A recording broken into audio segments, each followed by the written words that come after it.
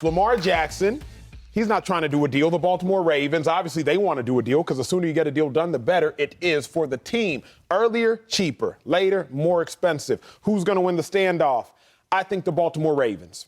Here's what we know about NFL and NFL quarterbacks. You know exactly who you have within the first 7 years of quarterback play. Truly, you know who you have within the first 4 or 5 years. I'm going to give a little bit extra runway. Think about it. We haven't seen any quarterback in the last 20 years win a Super Bowl for the team that drafted them if they didn't go to or win a Super Bowl within the first 7 years. Only Peyton Manning and John Elway within the last 40 years have won Super Bowls with the teams that drafted them after that 7-year mark. So what's that mean? Within the first 7 years, I know who I have. If I'm the Baltimore Ravens, 5th-year contract extension. After that, franchise tag, you're it. Franchise tag, you're it. At this point in time, I've spent about $93 million on you over the course of 7 years, roughly $15 million per year. That's a great deal on Lamar Jackson. Plus, I know, can he win? Can he not? The biggest mistake NFL teams make with their quarterbacks, they pay them before they know if they can win a Super Bowl. Los Angeles Rams paid Jared Goff. They thought he could win a Super Bowl. He took him to a Super Bowl, but he couldn't win one. Paid him. Next thing you know, they got to trade him. The Philadelphia Eagles, my guy Carson Wentz, they thought he could win a Super Bowl because they won a Super Bowl the year he had a MVP campaign. They paid him, but then they had to trade him. The biggest mistake so many teams make is paying a quarterback before they know whether or not he can win a Super Bowl. So Ravens, don't make the biggest mistake teams make. Let Lamar Jackson go out there and win you a Super Bowl. Russell Wilson did it in his first 4 years.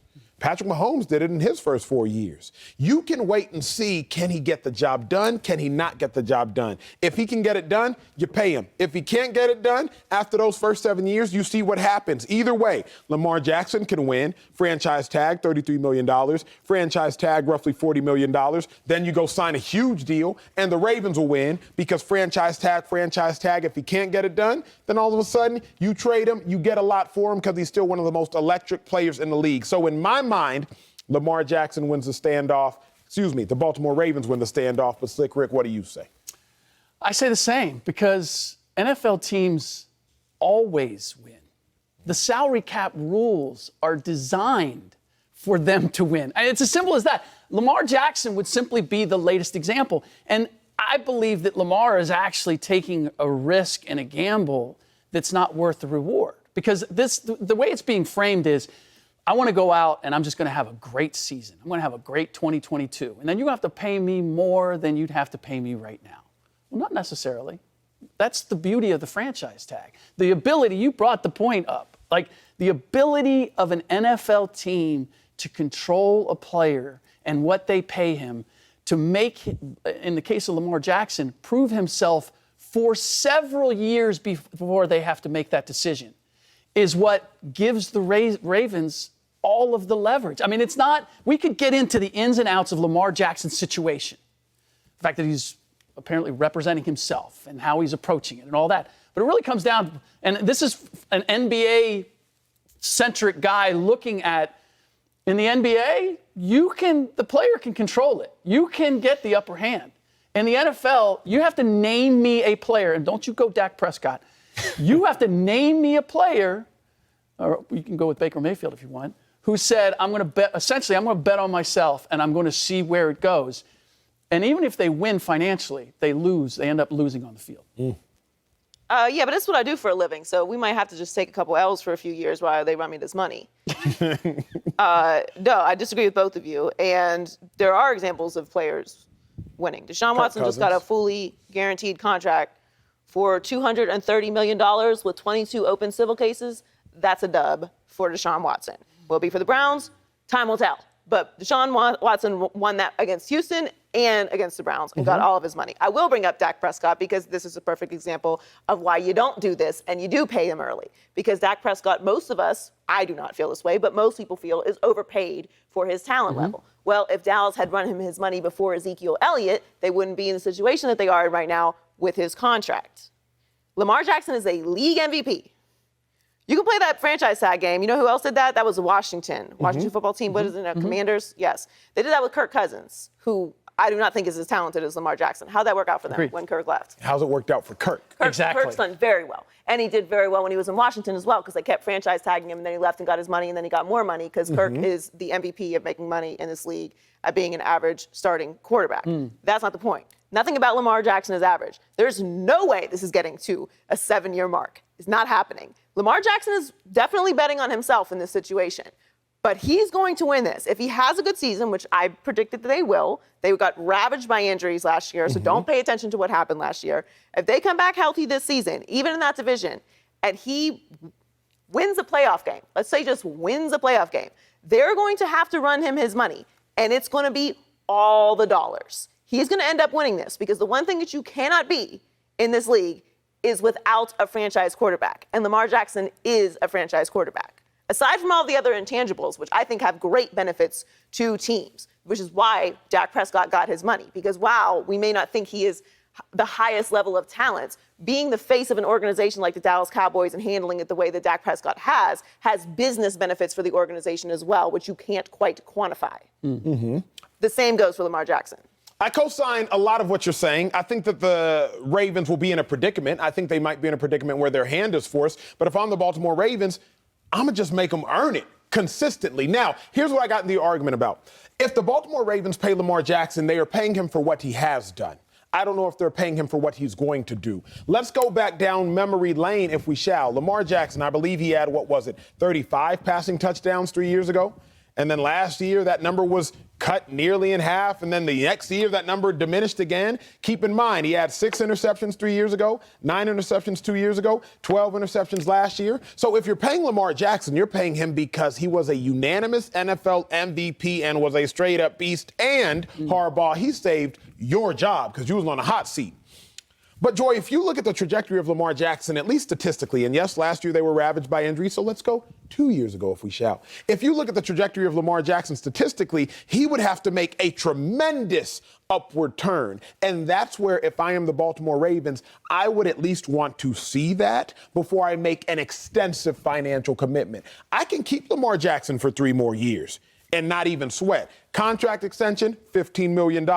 Tag, $33 million. Tag, $40 million. I can keep him for 3 more years. Why would I rush to go out there and pay him $230 million fully guaranteed? Now you make the point of, yeah, well, if you don't pay him now, you'll have to pay him later. Sure.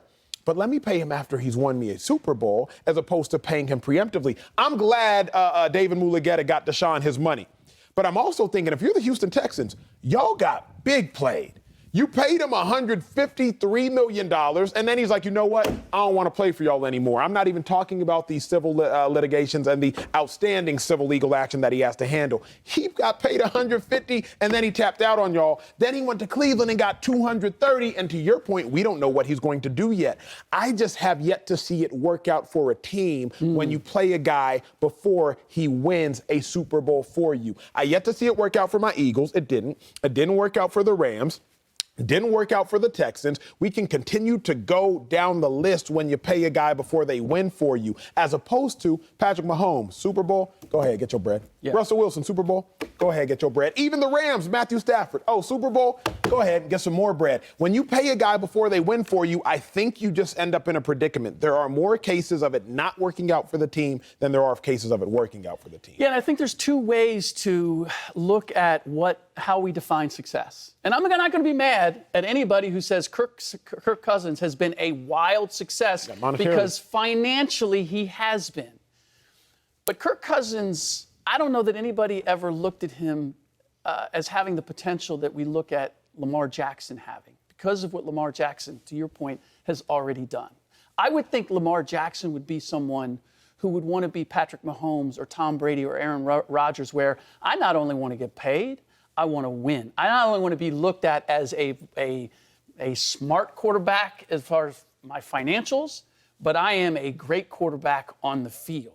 And that's where Lamar is taking a gamble, because that's where Dak, in the way that he's played it, yeah, he won in terms of he ended up getting more, but now he's losing to Amari Cooper. Now is he going to be the same? And how is he going to be perceived? It's one thing for him to look at his bank account and says, this says that I'm a really good quarterback. And everybody in the world says, no, you're not.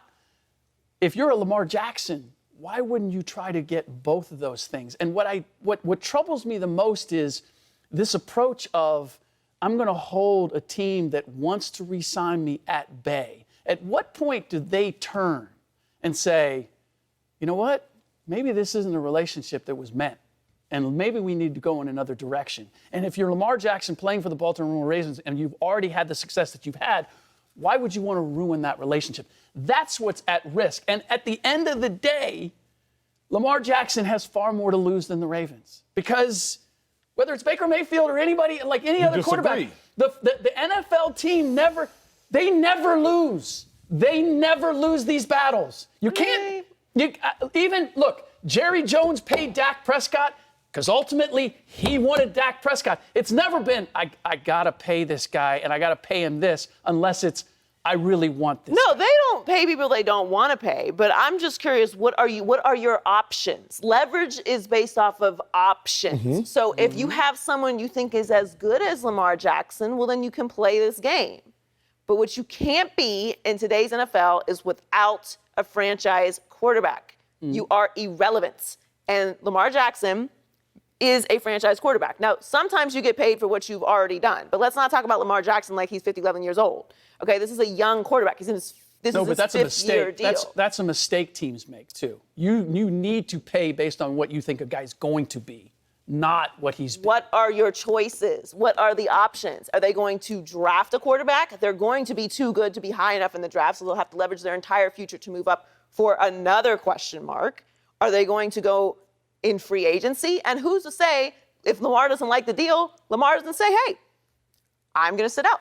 You think it's such a good idea? Well, go ahead and let's play that game. Because we know that quarterbacks now in today's NFL, star quarterbacks, have more power than they ever have before. This is not the same deal. You can play that game if you want to. It's the same thing that I said with Dak Prescott, which is why I hope this is not our future, that we talk about Lamar Jackson's contract for the next 2 years.